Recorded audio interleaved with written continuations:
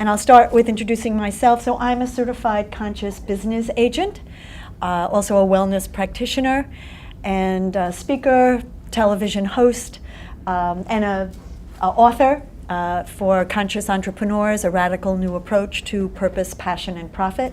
We wrote that 8 years ago, so we were ahead of our time. Yay. But enough about me. Please let's introduce each other. Christina, if you don't mind. So Christina Alfonso, I'm the founder and CEO of a company called Moderator Global. We started about 5 years ago, and 5 years prior I started as an investor in the space. Our role really is to be the ESG, so environmental, social, and governance, analytics and reporting partner to hedge funds, private equity funds, family offices, and also public and private companies. So the work that we do is basically trying to get people to quantify qualitative data and weigh that into their investment decisions. Wonderful, thank you. Samantha? Hi, I'm Samantha Manners. I'm a college student at Macaulay Honors at Hunter. I'm on the pre-vet track, and I'm interested in animal advocacy, so that's where my path is leading. Thank you for being with us. Thank you. Hey everyone, I'm Jennifer Walsh, and I am, I guess you can call it a serial entrepreneur. I've created a few companies. My first business was called The Beauty Bar back in 1998, and it was a concept of taking beauty out of a department store. And I started that in 98, I sold it in 2010, created another company called Pride and Glory after that. So I've created a few companies, and I've been on TV for 18 years talking about beauty, business, and retail analytics. And right now I consult for businesses both here in the US and abroad, and also work with a lot of nonprofits and charities around the US as well. Thank you. Sure. Wonderful. So I'm just going to jump into our first question, which is, what is your passion or purpose, and what causes do you care deeply about? And I'm going to reverse and start with you. It's need like a whole hour answer for this one. I think it's also changed for me over the course of my lifetime of what I've found purpose in and through. And definitely I found an opportunity when I started my company that I was able to also help the communities that I was in. So when I started my first company, it was in Florida. And I realized I had a real ability to make impact locally, which was really nice. I never thought about it that way. So I thought, wow, I can really use my business as a way to give back. So as a platform to get communities to really get active in giving back to local initiatives. And it was a great opportunity for me to do that. So now I help other companies do the same impact through their businesses around the country. Wonderful. I'm going to weigh in on this as well and say that my passion is living from the heart. Yes, which enables us to make more heart-centered choices. And that means self-love, and how that shows up is that when we begin with that place of self-love, it literally radiates, right? We literally radiate that to everything and everyone around us. And I will just say that I'll just call it sacred because everything radiates from us, and so we end up impacting everyone around us with that vibration of love. That's my passion. True. It happens. Yes. You can also sense it, even when just meeting her. We've spoken before, but when you meet someone, you can kind of feel that energy from you. So, anyway, go ahead. Thank you. Samantha. Well, my passion is animal advocacy, and I think it's taken different forms. At first I was interested in protesting and such, and then it went into veterinary medicine and my interest in that and animal behavior.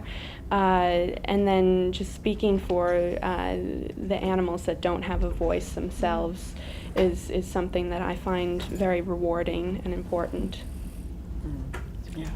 Thank you, Christina. I'm passionate about Fordham. I was a Fordham undergrad in business, and I think I did not have the intention, nor was my training in entrepreneurship. I didn't aspire to be an entrepreneur all my life, but I think that I did my MBA in Spain and then ended up living in Brazil. When I was coming back, and I used to work in banking here in New York, I definitely developed a passion, given my work outside of the U.S., in getting people to understand the value of non-financial data, the fact that all businesses have a positive and negative impact in a variety of areas. And so for me, I would say at this point, my passion is definitely growing my business and working with a great team and learning, kind of how to be a leader and a manager, but to corral our group towards basically making every client engagement really meaningful and getting them to maybe see returns as a little bit broader definition instead of simply financial, understanding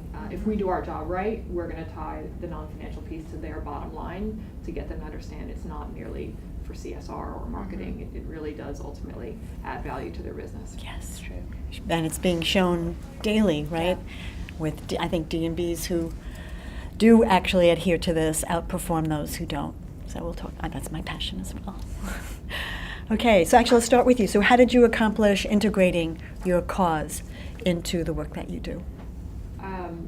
I think, so I studied finance in undergrad, as I said, at Fordham, and then I went straight into banking. And I think, kind of banking, global capital markets kind of get a bad rap.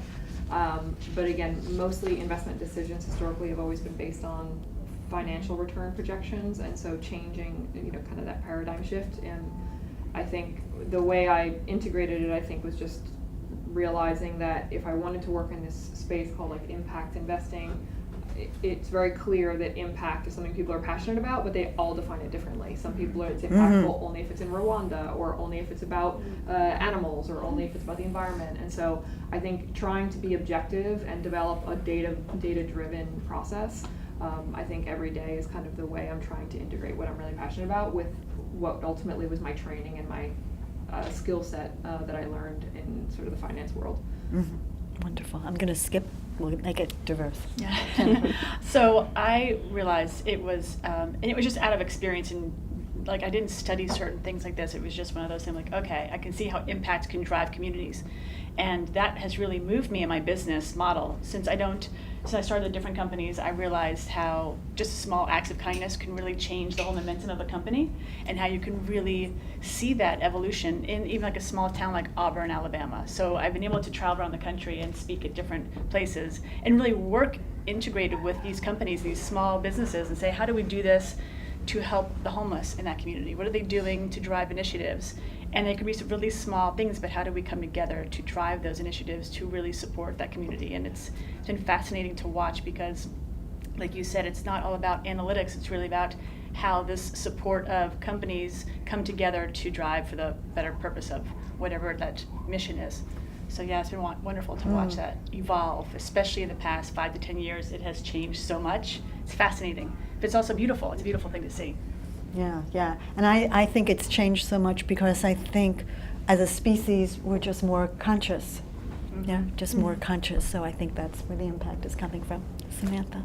Well, I'm not as advanced in my career as you ladies here, but what I have been doing to incorporate my passion into my career is that the pre-vet track that I'm on, it allows me to volunteer and continue my advocacy with animals in shelters and sanctuaries and the like. And I think, as I further my career and get more interested in the specifics, then I can continue to incorporate in business with the passion that I have. Wonderful. And I'm thinking about how it happened for me is I started as a yoga teacher, and even before this popular push, and then moved into mindfulness again before mindfulness was on the cover of Time. Yeah, exactly.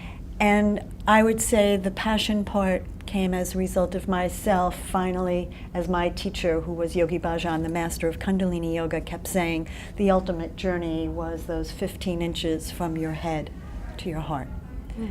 And as I now practice a very heartfelt meditation, which if any of you are interested, I'm happy to share, just really enabled me to, I'll just say it shows up as more harmony in your life, more beauty, more abundance, more heartfelt relationships. It's just amazing once again, when we start there, what we create around us. So that's how I got together on that. Let me move to the next question. What was the defining moment, right, that led you to really want to create impact? Was there a particular time? To be honest, I always felt like there was something in me. Well, let me backtrack. I have a twin sister who's disabled. So she is profoundly disabled, and she's in a wheelchair. So I always recognized that I have a gift, that I'm here and I'm present and I'm able to walk and run and do things that she's not able to do. So I'm very, very aware that everything I do and every moment I take is just, how do I make impact with people around me? And you said, I think it's really how you treat other people. And I'm always, no matter what the situation, because I've had my ups and downs in business where I've had lots of bad things thrown at me.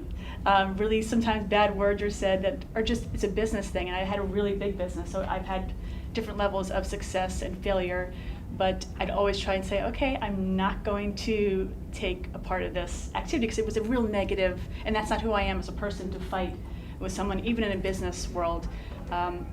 So I've learned a lot to just have respect for other human beings, no matter their point of view or no matter what that kind of interaction is. So I have to always respect myself and have integrity of who I am, even if I'm being thrown really bad curveballs. So I've always tried to say, okay, what do I want to rally around that will bring communities together, even in downturns or whatever. And I'm going to speak off the cuff for a second. So in all these different moments of my life in different businesses, I realized I've been able to use my platform, which I've been doing TV for a long time, for 18 years, and I love to take walks in Central Park. So I started a new platform called Walk with Walsh. So now I'm doing a weekly series online, interviewing people in their businesses and how they're giving back through their companies. So yesterday I interviewed editor-in-chief of Good Housekeeping to kind of talk about how she brings good teams together, how she brings together good people, and how she wants to drive a new initiative for women. So it's just a way for me to say, oh, this is something I love. My passion is Central Park. I'm there every day. I wear it on a necklace, and I take photography. If you guys are on Instagram, I'm Jennifer Walsh. You see all my pictures. But it's one thing that can drive my passion, what I love, that it's just for good. I want to help elevate other people and what they're doing to a greater cause. That was way off the cuff, sorry. It's okay, no worries, no worries. Samantha. Yes, well, I'm not sure I can point to a specific point in my life that started me on the track that I am now, but I think, when I was younger, I had pets, and being around animals a lot. My parents would take me to farms, and I think that gave me a window into the world of animal advocacy, animal rights, and I think it's changed over the years, the direction that I'm taking, but it's all been the same at its core, which is helping animals in this society that largely are overlooked. God's gifts to us, truly. Yes. Christina. I'm the same. I can't point to one moment. I think all of us have things that shape us, but I would say probably three quick things. First is I used to volunteer a lot when I was a kid. My mom was a nurse in a hospital, and so I did everything from working the suicide hotline to working spending holidays with the elderly when their families wouldn't come visit, to my mom was a neonatal intensive care nurse, so I spent a lot of time around very sick kids. And my father was in finance, so having that was very polarizing upbringing, and realizing my mom ultimately, even though they had the same level of education, her career took a back seat when my father was asked to take assignments overseas when we started moving internationally. And so fast forward, I went into finance. I was always a math and science kind of person, and so business came pretty naturally to me, and I liked being around people. But in my MBA, I went to Asada in Barcelona, and there was a guy, one of the only other American guys in my program. He had been living in Ghana for 5 years, and he was like, oh, I was asked to do this consulting project for Grameen Bank, which is a microfinance bank in Bangladesh. And he's like, but I can't go because I've accepted this other thing in Delhi, but you should go, you'd be perfect. And he actually wrote them a letter declining the consulting opportunity, but then proposed me in his place. And so I hadn't gone through the interview process, but I spent 3 months in Bangladesh, and it was the opposite end of the spectrum. I had a very nice office overlooking Central Park, working with ultra high net worth folks at AllianceBernstein, and so that was definitely the complete opposite. But it did open my eyes to what banking and what investment capital was capable of achieving. Mm-hmm. So that kind of got rolled in. And the last short story I would say is my family's from Cuba, and my grandfather, November 6, 1960, gets on a plane and leaves. He's the eldest of 7, his entire family behind, because he was in the Batista army and was given 24 hours to decide whether to stay or go. And that flight was flight 998 out of Havana to what is now JFK. And so he made it to 2nd grade, not a particularly educated person, but he took a huge risk, and our family has benefited. My father was able to go to university, and here I am in this position. So similar to you, that wasn't a moment that took place during my life, but it has definitely impacted me a lot, because I've had a chance to go back to Cuba now, but the idea that I have a business that's trying to make an impact, I want to be able to do that now, in my family's own home country. So Yes. so risk taking, Yeah. when you start a business, definitely I realize now it's genetic. Well, and I had a really an incredible turning point where, before computers were available to all of us, I was part of Amnesty International's writing campaign. And what we did is, when people were imprisoned, we would actually write to the prison saying, the world is watching and you've unjustly imprisoned so-and-so. And we'd literally write letter after letter after letter. And in 1989, as the Berlin Wall was coming down, I went through Checkpoint Charlie, but then went on, just decided it was very spontaneous to go to Czechoslovakia. And my goodness, when I landed and there was all this stuff going on, I said, hey, what's going on? They said to me, Václav Havel is running for presidency. And I went, wait a minute, I know that name. And he was the poet who we had been writing letters on his behalf, and letters saying to the Czech government, we know you've imprisoned him and the world is watching. And I realized, wow, now he's running for the president. And if there was ever a time, then and now, that I say we make a difference, right? We can't necessarily see it, right, in the moment, but truly we make a profound impact with everything that we do. And that literally was a turning point for me. Yeah, right? So, especially even at this election, everybody. And even after, especially after. Okay, so any challenges, just really quickly, that you encountered along the way? No challenges. No challenges. Entrepreneurship Next is all question. challenges. Yeah, I don't even know how much time we have to talk about challenges. No, there are always challenges, but I think that's the greatest opportunity, is when you have challenges in business, or when you want to do something that's different, there's always going to be a challenge, and especially if you want to make an impact. It's hard, and as entrepreneurs, it's always that step of, I want to create something different and I want to create an impact. How do I combine the two? Which might seem odd or weird for people, and they won't get it. And I've always faced that. I don't get it.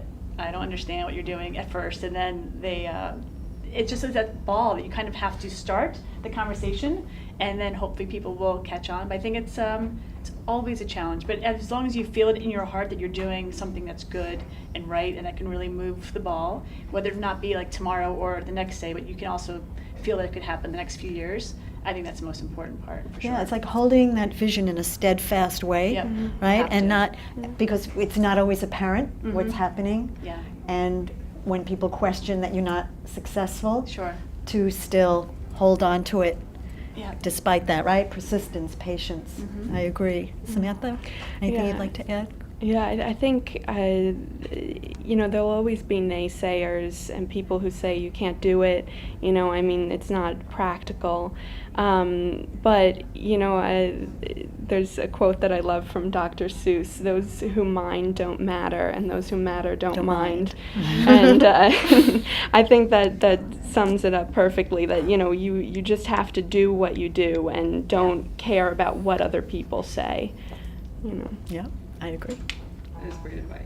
The laundry list of challenges is unbelievable. I can only imagine if you have 2 businesses, one is enough for me. I would say that my greatest sense of satisfaction and reward is building a team, but managing people is the biggest challenge every day. I almost care too much how happy everyone is in their role and in every task I assign, and wanting to be there in every moment, but realizing that as a CEO, you really do need to kind of delegate and let go. And And so it's a learning process for all of us. And the one thing that I say to my team constantly as we open new offices and bring on new team members is be patient with me. It's not my first time. But yeah, I mean, as long as we are all kind of rowing in the same direction, I think we're good. Great advice.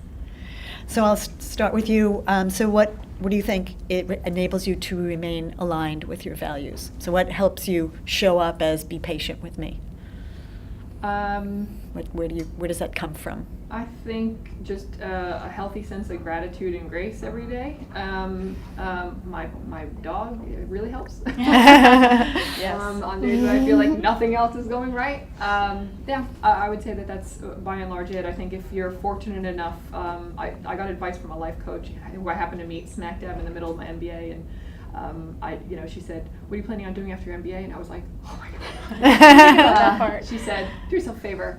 Find something where you love what you do. You're leveraging your natural abilities or your skill sets, and that you feel a sense of satisfaction or purpose." And I would say that's something that I definitely am grateful to have. Wow. So if you have that, just nurture it. And as my best friend reminds me when I call her with these monologues of frustration, she goes, "Chris, you can't be productive every day." It's like so simple, but I'm like, I feel such a relief every time she reminds me, because I do. I feel like my to-do lists have to-do lists. Yeah, of course. Compassion. Yeah. Compassion. Samantha, anything you want to add? Yeah, I think do what you love is exactly, as long as you're doing what you love, everything else will follow. And I think, if you put your passion and your all into what you're doing, then, everything else, the success, anything that you want will happen. Okay. Either that or what's your biggest impact? How about what's your biggest impact? My biggest impact that happened to me personally, or What is the biggest impact that you've made as a result? I just feel like honestly the You people did that share that just as like- well. Yeah, it's just the people that I'm so thankful to have around me in both business and personally, that they have made an impact on my life, and I feel like together we make an impact with each other's lives, and how we do that in business and through our social networks, that we just are very compassionate with one another and very supportive. I think that's so important. I didn't have that really when I was in my 20s. When I started my first company, I was 28 years old, and this was in the late 90s, and there weren't many women in business at the time. There were no classes, there's no program. I went to school for business, but there weren't entrepreneurship schools or classes. So I didn't really have I didn't have a role model really to go to.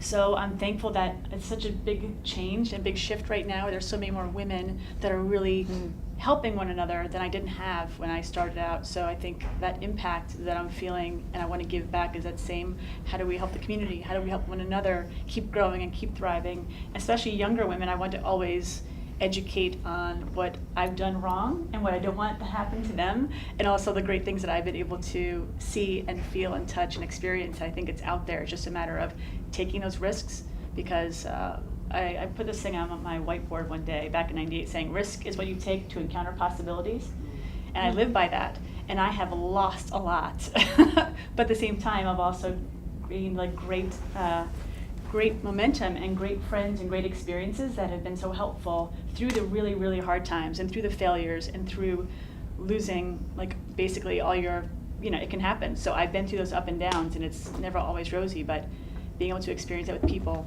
and making that impact and that connection is really important for me.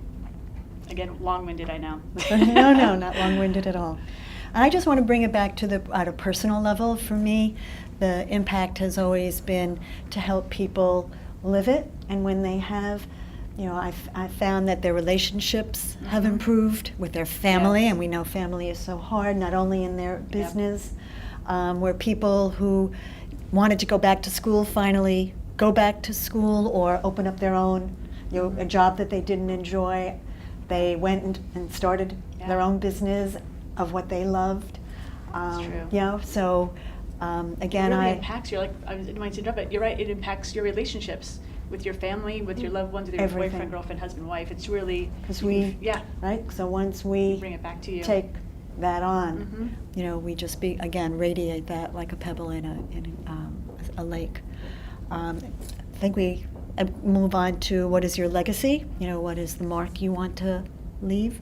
I'll start with you, Samantha. Yes, well, I think, you don't have to change the world to make a difference, and I personally am not out to change the world, but I do want to make a difference in the lives of the animals and the people that I come across in my life, and I think every decision you make changes the people around you, and that's an important thing to remember, that your aura, your being is just as effective as changing policy across the world. Yeah, definitely.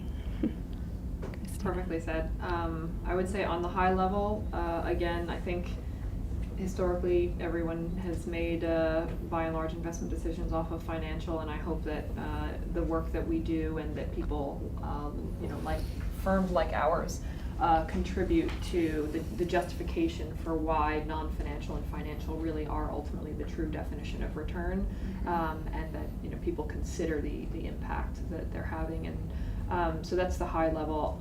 And I think on the personal side, it's I don't try to run around giving people unsolicited advice, but you learn being strapped to a rocket when you start a business, and my MBA, my undergrad, no offense Fordham, but really taught me almost nothing. I try to prepare myself for this emotionally, and so I think all I would really want to do is I will teach anyone any trick, any lesson I've learned, any mistake I've made. I will talk about it, just because it's at this point, it's so valuable to me to learn from others, and just to realize it's the most humbling experience you'll ever have is running a business. And even when you're really successful, that's actually when you're trying to least be like a turtle in your shell, because you're so afraid, oh my God, I didn't think I'd get to this level, and then I didn't think I'd get to that level. Yeah. So what I love about what you said is, as I've kind of created more and more tech capabilities in our business to support the growth, I've spent more and more time in Silicon Valley, and everybody loves to throw around the question is, how do you scale? And I constantly think, maybe we aren't meant to work with every business in the world or change everyone's thinking relative to investing, but I hope that at least with the ones that we do, we really quality of life type change is really what I'm going for. So I think, not that I've tossed scale out the window, but I think I don't care about it as much anymore. And then there's the ripple effect, and then the bit that you do, changes a lot. Yeah. And I would even say we don't need 100%. The tipping point, which I'm sure many of you are aware of, it used to be, I think I used to read 18 to 20, and now we're saying we only need 10 to 12%. So all of us, literally here, are part of that movement.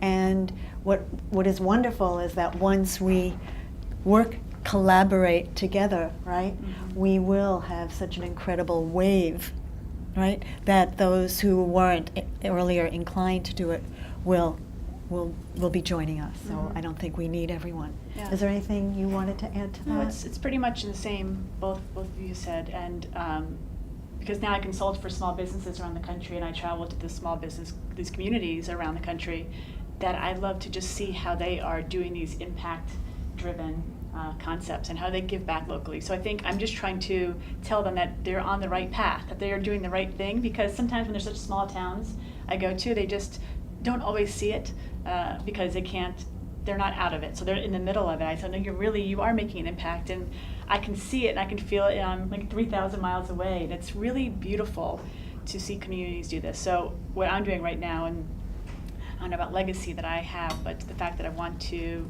make people understand that their small acts are really changing their own communities, and then that, like you said, the ripple effect really takes place. So I think I've also been able to, as I've gotten older, be more confident and comfortable in my own skin and where I am in my life, and just say, I know you guys are doing the right thing. And I feel better saying that, because I can say I've been through a lot and I've seen a lot in business, and it's just beautiful to see people doing beautiful things. And because there's a lot of negative stuff out there in the world, so when you see great things, like, yes, keep going, you're doing the right thing. Like you said, the impact in investing, it's not necessarily scale, it's where is the heart driving business. I think it's really important. And I'll even put the negative hat on that says, currently what's happening, we have crises, yes, on our planet, whether it be greed or war or poverty or climate change. I mean, pick whatever issue you wish. And when I study history, that crises has really been the stimuli for us to evolve, right? As Einstein, right, said, you can't solve the problems we currently have with the same thinking that created it. I know that's not exactly what he said, but what he intended. And I then say for those, who are maybe, right, this is the time, this is the time with all these crises here to use them as drivers for our transformation. And the problems, I think it's wonderful that they're huge problems, because this is also a time for us to realize we can't do it alone. We weren't meant to do it alone.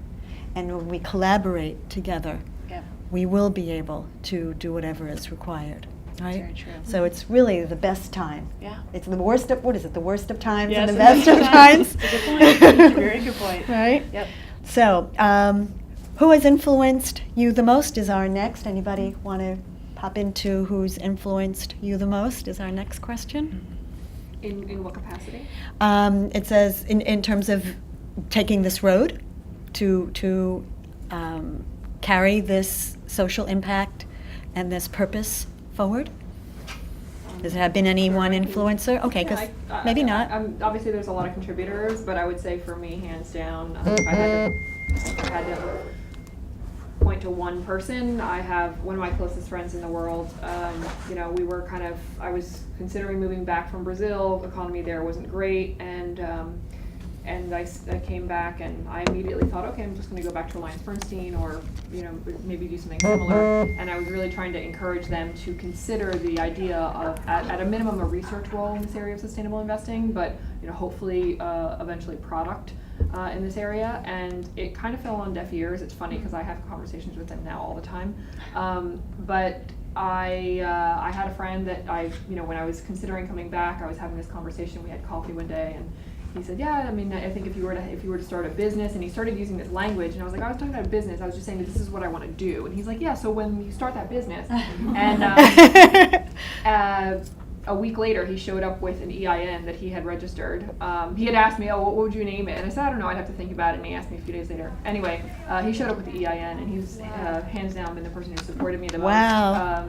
And I think every time I was close to tears, or really realistically in tears, over the course of the last 5 years, all of those major milestones, and he, by the way, he's never done what he's encouraging me to do. So that's so nice. It's not like I'm even, it's the blind leading the blind, but I think that he had so much confidence in me that this is what I was meant to do before I could even see it. And again, as somebody who came from a family where you just get the best education that you can, and you get work for the best company that you can, and you retire there after you climb that corporate ladder. The idea when I finished my MBA and was working in Brazil, coming back, my father was like, so you're not going to work at Goldman Sachs? Like, I understand this unstructured path you're taking. Totally worth it. But yeah, to have that one person who's still monumental in my life, that every time I was like, I think I should probably just, it was so nice to collect a salary. Yeah. And he's like, no, like, sorry, I'll just add one last thing. He took me to a conference early on when I was really kind of developing my pitch and what it was that I wanted to do, and he had me in a room full of basically prospective clients. And I was talking to somebody, and I had lived in London before, and so they said, this is really interesting. I said, yeah, we're starting to work with these kind of clients, and I used to be in London, and I know some people who fit a similar profile there. And they said, yeah, you should definitely have offices in London. And I turned to him and I said, did you hear that? They think we should have offices in London. And he looks at me straight face and goes, Christina, you're going to have offices on the moon. I know that's an exaggeration, but I honestly felt like that's how he felt about it. And so I think many times when I lost confidence in myself, I kind of did it because I thought he did, and I didn't want to let him down. Yay, advocacy! That's great. We all need advocates. Yeah. Have you had an advocate in your life, Samantha? Well, I'd have to say my cat. Yeah, they are. It's a difficult question. I think a lot of people have influenced me over the years. My parents have always been supportive of whatever I've wanted to do, and my friends, when I didn't think I would be able to get on the pre-vet track and complete courses that were difficult or any milestones, they always said, I can only see you as a vet, and you're so passionate about this. This is what you're supposed to be doing, and and it's the same. They believed in me even when I didn't believe in myself. So I've known you for 36 minutes, and I think you should be a vet. There you go. Yeah, 100%. Well done. I agree. Who's influenced me? Well, there's across my career, across my life, I've had a lot of different people have influenced me, but mostly my parents. I came from my mother, like when you're saying about the difference between your parents. My mother was a makeup artist and my father was an FBI agent here in New York. Wow. So it was a very different household, and funny because I wanted to be more like my dad, the FBI agent, than I wanted to be a makeup artist, and who knew I'd get into makeup. But they were always very supportive. I started out in finance. I worked at Merrill Lynch when I got my first job, so I was there for a while, and I did sales after that. So kind of fumbling for a few years and not sure what my path was going to be. I went from so many different jobs and starting in finance, and I remember my boss at the time said, he called me in his office. I was in my mid-20s. He said, you are really good at selling, but you hate this job. And I was like, I do? Because I didn't even really understand I did. I was like, really? Oh, okay. And he's like, you really don't love? I'm like, well, I don't. I really don't, but did it show up that much? Wow. And he said, no. He said, you're just really good at sales, but this is not space for you. And I said, oh, so are you firing me? He's like, no, I'm not firing you, but you need to find what you really love. How nice. And to this day, we still talk all the time. And that was like 20 years ago. So it was one of those things where he was always supportive. And when I opened my first store, he came and would shop at my stores and visit me, and all through the years of me, selling my company and starting another one and going through the different phases of entrepreneurship, he's always been that driving force. Like, I'm so proud of you. You've done these different things and you've never wavered to just keep trying and doing and creating, and that's been a great person of inspiration for me. And I never saw it. I never thought about it. But he was like, I know, you're good at this, but get out of that. Do it somewhere else where you're really passionate. And he was always what a there. blessing, It was right? really, yeah, and it was just such an unexpected blessing for sure. Nice. Well, I didn't have family support, but I did have a teacher who was Yogi Bhajan. He was the master of Kundalini Yoga as my teacher. And what he taught me is meditation, right? And how to begin to develop a relationship with myself. So important. Right, Yeah. and I attribute where I am today very much as a result of the practice, recognizing that like any relationship, I need to spend quality time with me.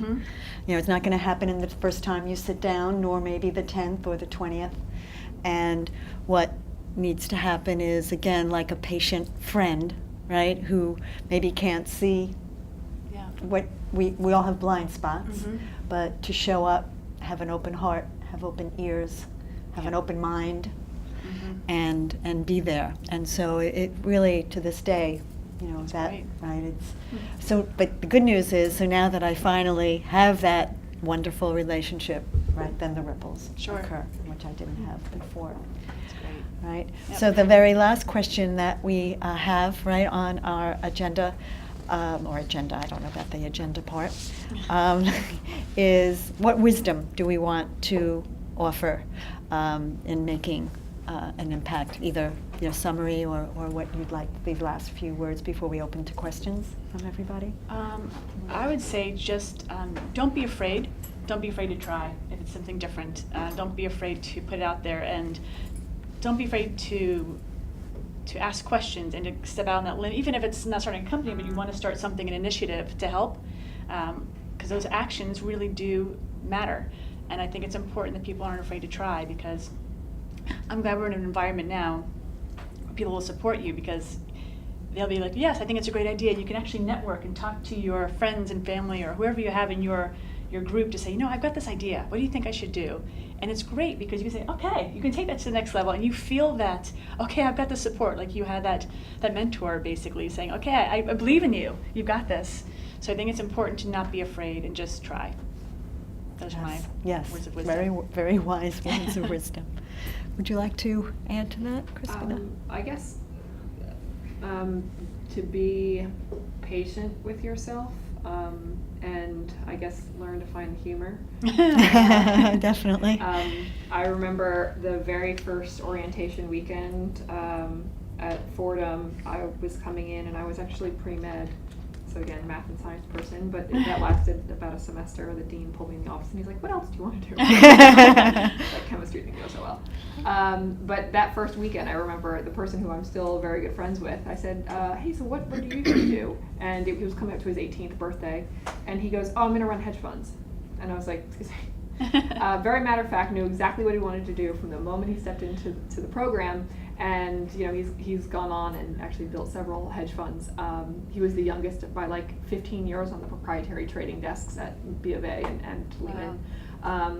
And I was so frustrated constantly that my path was not clear to me. Mm-hmm. Now, the whole Steve Jobs statement about the dots connect looking backwards. Thank God they do, or at least we force them to. But I think now I've learned as I've met people, the ones that I look up to are not the ones that, I feel like I've been fortunate. I've met a lot of really successful people, whatever. The ones I most admire are actually the ones who remain students and are humble and wanting to learn from others. And so, regardless of where they are on the spectrum of success, I would say that, being patient with yourself and kind of learning to let your dots connect however they will is okay. Yeah, we never stop learning. Yeah, it's a process always. I would have to say just finding what you love and sticking with that. And it might not come all at once immediately, but once you know what you love and then surround yourself with people who support you and who believe in you, because that's really it's your rock when those hard times come. And again, if you don't change the world, if you change your sphere, if you change the people around you, and that's just as important. Yeah, 100%. Yeah. So I think we're all saying, don't do it alone. Enjoy all your support networks. Too often we think we have to do it alone, but I don't believe we were ever meant to. No. And I think, as we all said, collaborate and use your team. So thank you for all these very wise wisdom tidbits that you're sharing. So I think we'll now open it to any questions that anybody has on any of these areas, or how we can help you specifically, anything you're working on that we might be able to help you with. So. We'll do anything at all. Or if anything resonated that you just want to share, like you say, oh yeah, that really resonated with me. So okay? I just wonder in general, like, what's the biggest mistake you've made, or like the biggest kind of challenge you've had to face, and how have you kind of overcome that and gotten over it? How's it helped? And I'll just say, thinking I had to do it alone was my biggest mistake. It just wasn't going to work. But I came up from even if you look through my childhood, there seemed to be that part of me that said, I've got to do it. I've got to pull myself up by my proverbial bootstraps. And I would really, again, we all saying it, but really underscore that is not the way to success, and collaboration and support is a necessary part of the journey. Yeah. That's what and I having would the say. right people around you. Yes, the right people, absolutely. Because you can almost feel it in your gut when you don't, and you should always trust your gut. Thank you. Especially in business, where when building a team, for me, I had my first company, I had anywhere between 75 and 100 employees, depending on the time of year. And it was always the hardest thing to do is hiring people. And that was my least favorite thing to do, because it's so hard to just get the right team around you. But once that flow happens, it's really great. And it's that support system that you have in your company to really grow and ebb and flow and also succeed. And but I remember one time when I brought someone on board for my second company, I knew it wasn't the right fit. I could feel it. I knew it in my gut. And it definitely, I knew it. I should have always trust your gut, never deny what you feel inside that could be wrong, or the hairs in the back of your neck when you're like, that person isn't right for me. Because then again, it's an energy that you can have around in business and in life, that you're like, okay, this is going to work well, and maybe it doesn't, but if you feel like some things are good, as long as you get that connection, they're going to work hard around you to be either a friend or a mentor or an employee or a partner in some way. It's important. Absolutely, the right people. Anything else you want to add to that? We'll move to something else. I would say, just drawing from a specific example, in terms of mistakes, I would say what I've learned time and time and time again, and I wish my objective is to learn from new mistakes. For me, a major turning point was my childhood best friend passed away when I was 14, and I think just not knowing how to deal with that, I basically just shut down, and that impacted me for several years. I don't think I came out of my shell for like 3 years.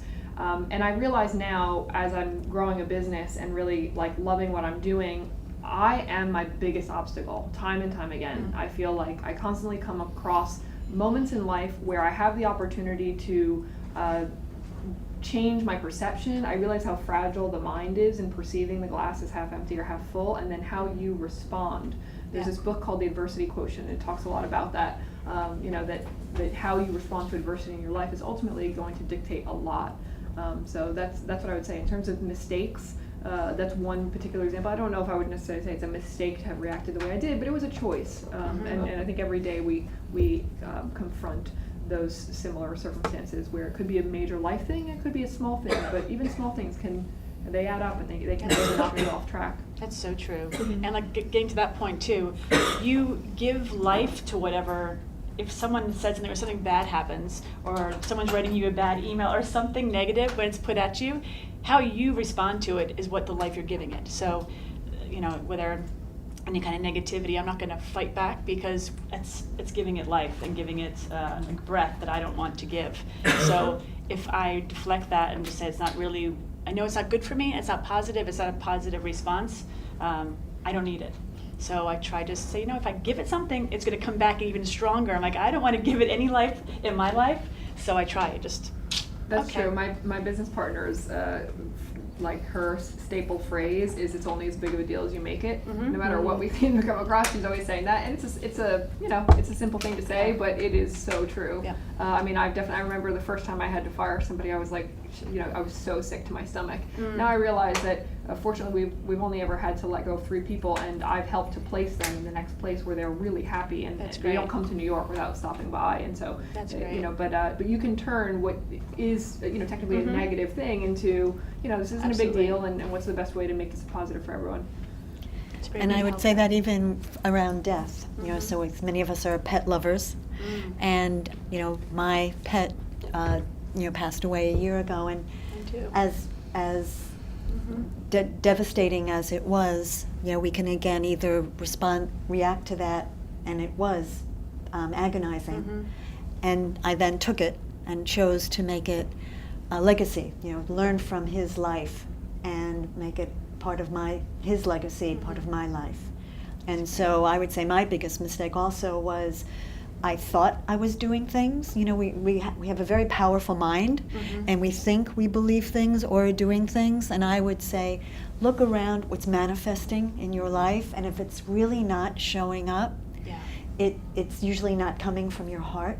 And I made the fatal mistake of just not really taking that final journey into my heart. And once I did, everything changed. And I certainly attribute that to the death of my dog, Shanti. Is there anything you want to add? Yeah, I think I've always been my own biggest critic, so I think being kind to yourself is also something that's important, and letting yourself make mistakes and learn from them, and seeing it as not as a negative but as a positive learning experience. That's true. Any other questions? No? Yes. As you think ahead 10, 20 years, how do you foresee the work you're doing morphing as you support these causes?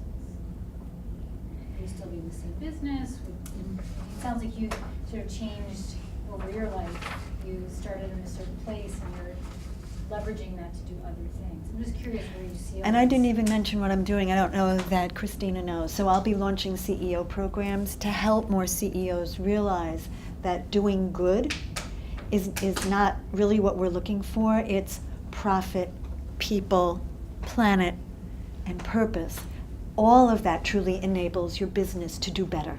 It's really, they're all connected. We're all interconnected, and I think we're finally realizing how interconnected we are. And so in 10, 20, I know, as sure as I'm sitting here, that more of us will see that interconnection, and it won't even be a choice, should it be profit or having social impact. But we'll know, like the good housekeeping seal of approval, right, that we used to have, that will be what all of us want to lead with and feel really comfortable investing in. So that's what I see. It's because what we're doing now is no longer sustainable. And I think we all get that. So it'll force us to shift. So I see what we're doing, which sounds like pioneering here. It'll be like, are you kidding? Right, we did that in 2016, and we're like, more and more of us. The world's will be doing changing it. really fast. Very Like, fast. We're like warp speed right now, and it's fascinating. The past 5 years, like think about all the tools that we use right now, they weren't even available 5-10 years ago. And I think about all that we've accomplished so far, and I think I can't even imagine what the future is going to look like in the next 5 to 10 years. But I think it's going to be even faster, and there's going to be a lot of opportunity to do great things. So I think we're on the right path to doing business with a purpose, and that we can really drive home to help, because people need help. But we're a community that really needs, we need each other. Like you said, we shouldn't be on this island alone, so it's important to feel that sense of community. And I think everyone needs their sense of community, whether it be with a loved one or maybe a neighbor. It's just so important. And I see that over and over again everywhere I go, that if you feel like you're connected to something, you are able to flourish. So when you feel alone, that's when it's the hardest. Yeah. I want to give everyone time to network. Is there any other question that we need to answer? Can I ask a question? Yes, please. Oh, you want to ask a You've question? been so patient in listening to us, but I know there's a lot of valuable experience in the room. So would you just, whoever's willing to share, just maybe what the greatest lesson is that you've learned, or any advice that you would probably give to somebody based on your own experiences? Adam? Sure. I do a lot of speaking and coaching. I coach a lot of female executives.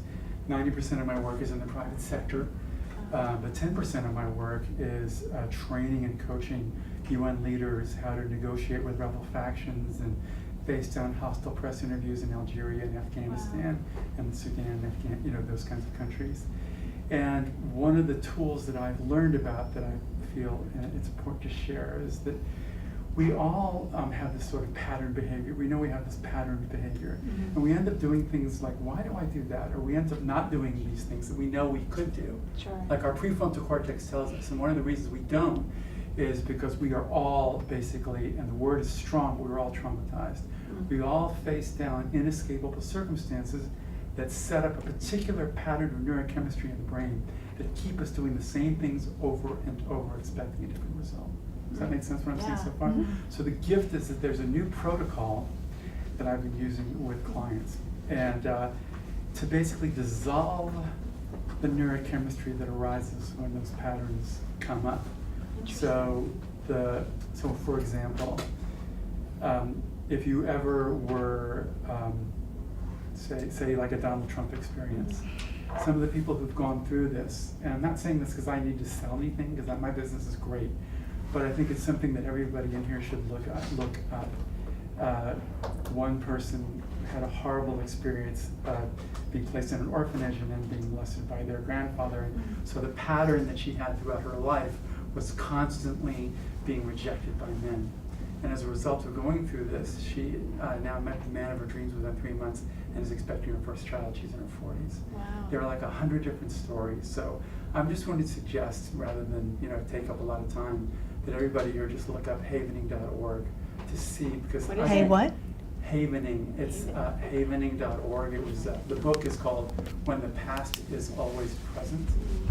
Can you spell havening? H-A-V-N, which is the word for safety, haven, and add I-N-G. Okay.